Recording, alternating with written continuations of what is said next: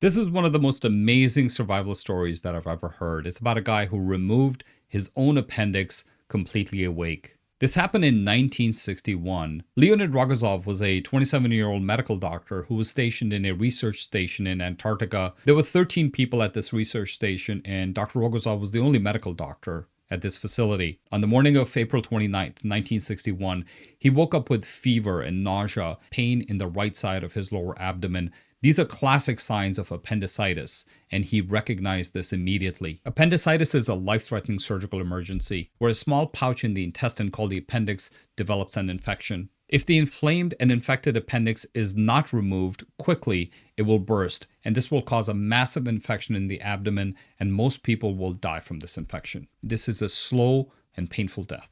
The scary thing was that he was more than 1,000 miles away from the nearest medical facility, and there was absolutely no possibility of him being transported to any hospital to get medical treatment. He was the only medical doctor on this facility, so there was really nobody else to help him. He took antibiotics, but unfortunately his symptoms got worse. His fever started spiking up and down, his pain got worse, and much to his horror, he realized that he was going to die. He had nothing to lose. He had to do something absolutely drastic. He made the decision that he was going to remove his own appendix himself. This legendary operation started on Monday, May 1st, 1961 at 2 a.m. His team members sterilized the room that he was in as best as they could.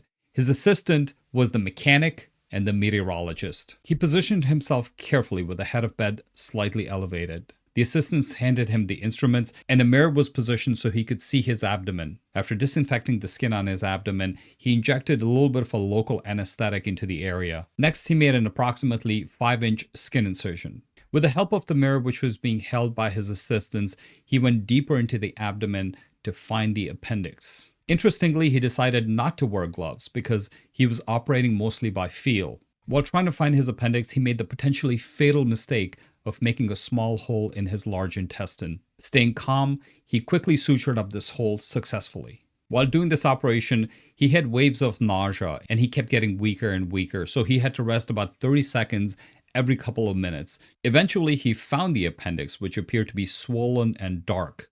Very carefully, he cut off the appendix and removed it. He sutured up the hole, cleaned out the abdomen, put antibiotics, and closed up the incision. Obviously, when he closed the incision, everybody was overjoyed, but the doctor knew that he was not out of the woods. He was very weak, and there was no guarantee that he was going to get better. He took a couple of sleeping pills, slept for a long time. The next morning, he felt a little bit better.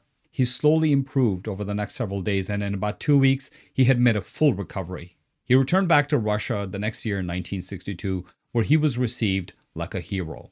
He was awarded the Red Banner of Labor, a great honor.